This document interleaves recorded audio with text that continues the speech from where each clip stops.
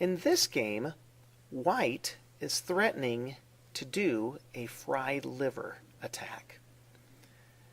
And the warning for the fried liver, if you are black, in fact, I'll go ahead and switch the board here, is a bishop pointing toward f7 and a knight pointing towards f7. And what white wants to do is move the knight to f7, forking the rook and forking the queen. Queen will have to move out of the way, in which white will then take the rook and be ahead by 6 points, 1 point for the pawn and 5 points for the rook. If you find yourself in this situation as black, the best way, and pretty much the only way to defend it, is by moving the d5 pawn. And if you move the d5 pawn up 2 squares, that blocks the fried liver, because now the bishop has no way of getting to f7. There could be an exchange of pawns, like this, and even if white were to recapture, then the queen could take the bishop, and the fried liver has been stopped. Unfortunately for black, black moved rook to g8.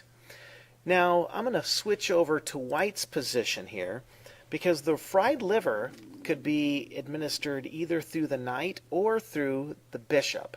White in this position chose to do it with the knight, but the bishop was actually a better move. When moving the knight, and this is the move that white did, it puts a threat on the queen, but the queen can move out pretty easily, and white is only up by 1 piece.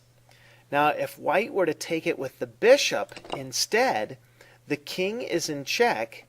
King cannot capture the bishop, so the king has to move out of the way, in which white gets a free rook. And the score is 6-0.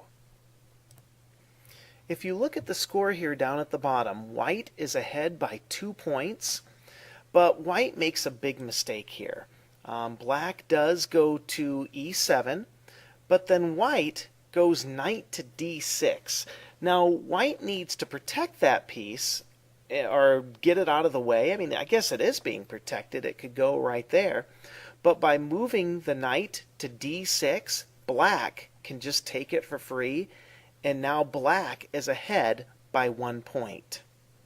A better move for white would have been moving the knight to g5 instead, getting it out of the way and not allowing black to capture it. From this position, we're going to move to move number 9 for black. And if you look at the score down below, black keeps an advantage of between 1 point and 2 points.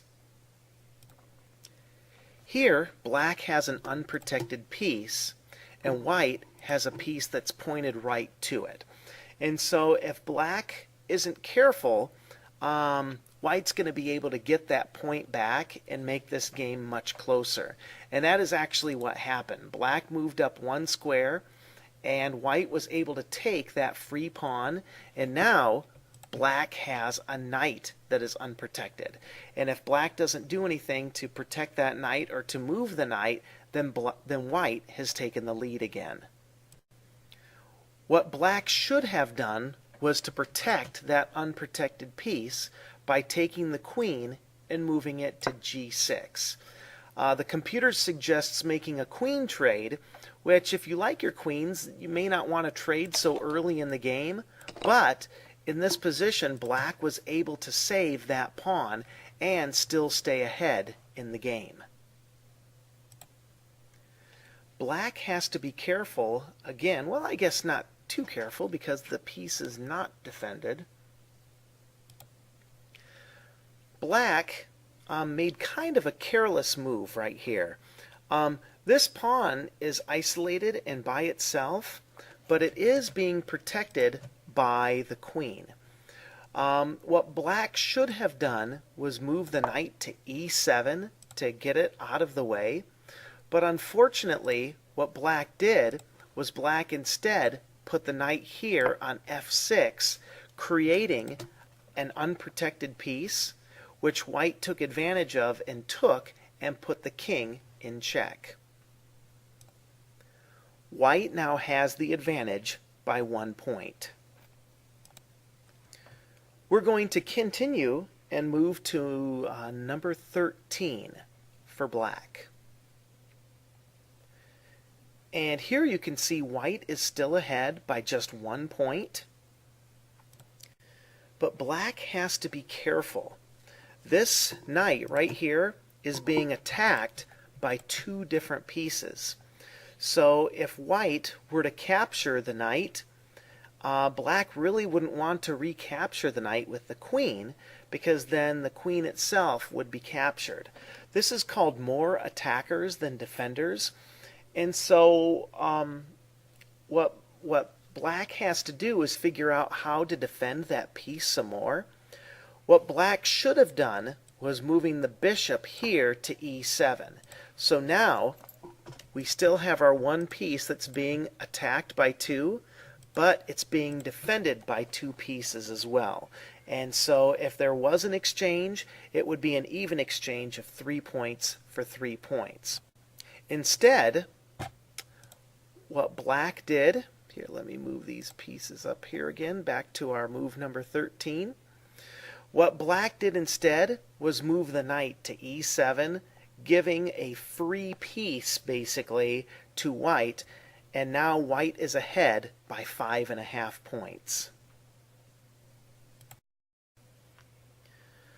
Now we're going to move to move number 19. Now you can see here that white is ahead now by 6 points, and if you're ahead by that many points, you should be able to coast to a pretty easy but maybe intense, depending on the player, win. And so we're on move 13, so we're just going to go through to move 19, because that's where the next really interesting thing happens. And you can see here after move 18 from black that white is now ahead by 7.5 points. Now, I see a lot of chess players doing this. They get way ahead in points and somehow give the game back to the opponent, and that almost happened in this game. The move that white made was knight to f6. And now I understand why white made that move, but if you look, white lost 2 points from that one move. And I think what white wanted to do was to put a check on the next move by moving the queen next to the king. And then when the king moves out of the way, then white would get a rook for free. Now, that works against players who may not have a whole lot of experience and don't see that ahead. But positionally, it kind of hurts white. A better move than that was just a nice, solid developing move.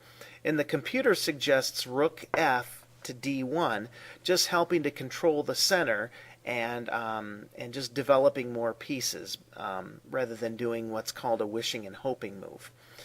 Unfortunately for black, though, black didn't see that white could put that check on the next move, and so black moved up to c3. What black should have done was move to c7, and by doing that, white can no longer put the queen on e8, or else it'll be captured right away from the rook. And although white is still pretty far ahead, white has lost 2 points in this position. Again, black didn't see it, so black moved pawn to c3. White went ahead and put the check on the king. I'm sorry, white didn't put a check on the king. As you can see, white is ahead by 13 points. And if white would have put the king in check, king would have to move out of the way, and then white would pick up the rook. So 13 points. But instead of doing that, white moved the rook f to e1, and look what happened to the score. White just lost 7 points. When you're ahead of your opponent and you have really good attacks, Keep those attacks going. Don't let up. I like to use the idea of the boa constrictor. When a boa constrictor catches like a rat or another kind of animal, it just squeezes and squeezes and squeezes until the animal can't breathe anymore.